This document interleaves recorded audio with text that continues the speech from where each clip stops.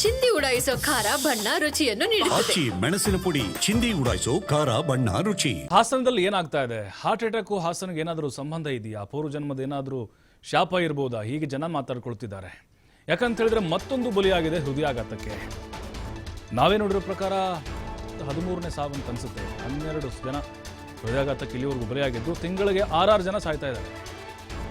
ಮತ್ತೊಬ್ಬ ಯುವಕ ಬಲಿಯಾಗಿದ್ದಾನೆ. 32 ವರ್ಷದ ಆಟೋ ಚಾಲಕ ಯೋಗೇಶ ಸಾವನ್ನಪ್ಪಿದ್ದಾನೆ. ಚನ್ನರಾಯಪಟ್ಟಣದ ಹೊನ್ನೇನಹಳ್ಳಿಯಲ್ಲಿ ನಡೆದಿರುವಂತಹ ಘಟನೆ ಇದು.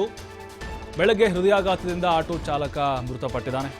ಕುಟುಂಬಸ್ಥರ ಆಕ್ರಂದನ ಮುಗಿಲು ಮುಟ್ಟಿದೆ. ನೋಡಿ, 14 ಆಯಿತು. 13 ತಂದ್ಕೊಂಡಿದ್ವಿ, 14 ಆಗಿದೆ ಈಗ ಸಾವನ್ನಪ್ಪಿದಂಥವರ ಸಂಖ್ಯೆ. ಅದು ಹಾರ್ಟ್ ಅಟ್ಯಾಕ್ಗೆ.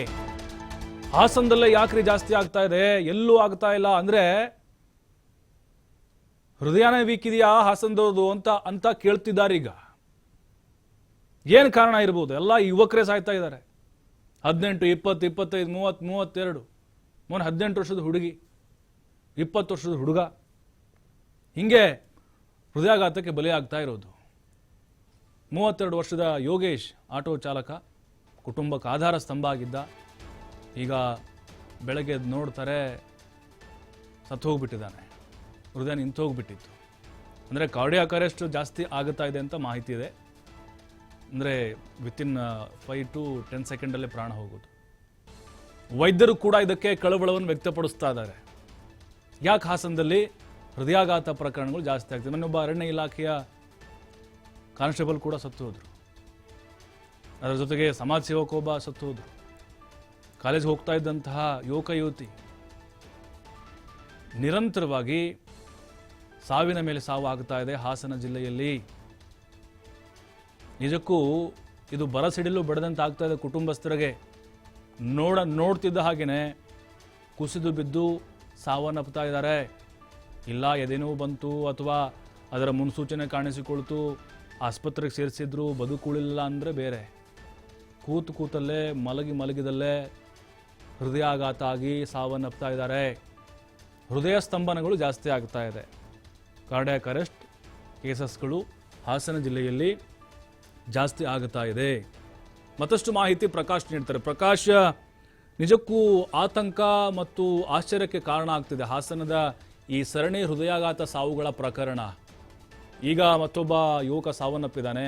ಹಾಸನದಲ್ಲಿ ಏನಾಗ್ತಾ ಇದೆ? ಏನಾದರೂ ಶಾಪ ಏನಾದರೂ ಇರ್ಬೋದಾ ಅಂತ ಜನ ಕೇಳ್ತಾ ಇದ್ದಾರೆ. ಪ್ರಭು, ಹಾಸನ ಜಿಲ್ಲೆಯಲ್ಲಿ ದಿನದಿಂದ ದಿನಕ್ಕೆ ಈಗಾಗಲೇ ಹೃದಯಾಘಾತ ಎಂಬುದು ಸಾಕಷ್ಟು ಯುವಕರ ಹೃದಯವನ್ನು ಕೂಡ ಹಿಂಡ್ತಾ ಇದೆ ಅಂದ್ರೆ ತಪ್ಪಾಗ್ಲಿಕ್ಕಿಲ್ಲ. ಈಗಾಗಲೇ 14ನೇ ಬಲಿಯಾಗಿರ್ತಕ್ಕಂಥದ್ದು ಹಾಸನ ಜಿಲ್ಲೆಯಲ್ಲಿ. ಹೃದಯಾಘಾತಕ್ಕೆ 30 ರಿಂದ 35 ವರ್ಷದ ಒಳಗೆ ಇರುವಂತವರು ಸುಮಾರು 14 ಜನ ಈಗಾಗಲೇ ಬಲಿಯಾಗಿರ್ತಕ್ಕಂಥದ್ದು. ಇವತ್ತು ಹಾಸನ ಜಿಲ್ಲೆ ಚನ್ನರಾಯಪಟ್ಟಣ ತಾಲೂಕಿನ ಹೊನ್ನೇನಹಳ್ಳಿ ಗ್ರಾಮದ ಆಟೋ ಚಾಲಕ ಯೋಗೇಶ್ ಏನಿದ್ದಾನೆ, ಆತ ಕೂಡ ಇವತ್ತು ಹೃದಯಾಘಾತಕ್ಕೆ ಬಲಿಯಾಗಿರ್ತಕ್ಕಂಥದ್ದು.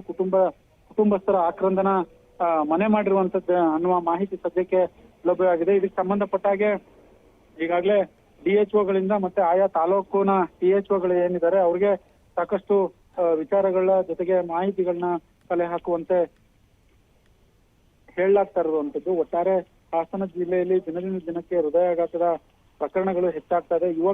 ಯುವತಿಯರನ್ನು ಇದು ಹೃದಯಾಘಾತ ಎಂಬುದು ಕಾಡ್ತಾ ಇರುವಂತದ್ದು. ಅಂತಂದ್ರೆ ಇಮಿಡಿಯೇಟ್ ಏಕಾಏಕಿ ಹೃದಯಾಘಾತ ಅಂತಂದ್ರೆ ಕಾರ್ಡಿಯಾಕ್ ಅರೆಸ್ಟ್ ಅಂದ್ರೆ ಒಂದೇ ಸಲ ಹಠಾತ್ ಹೃದಯಾಘಾತಕ್ಕೆ ಒಳಗಾಗಿ ಈಗಾಗಲೇ ಯುವಕರು ಮತ್ತೆ ಯುವತಿಯರು ಹಾಸನ ಜಿಲ್ಲೆಯಲ್ಲಿ ಬಲಿಯಾಗ್ತಾ ಇರುವಂತಹ ಘಟನೆ ದಿನದಿಂದ ದಿನಕ್ಕೆ ಹೆಚ್ಚಾಗ್ತಾ ಇದೆ.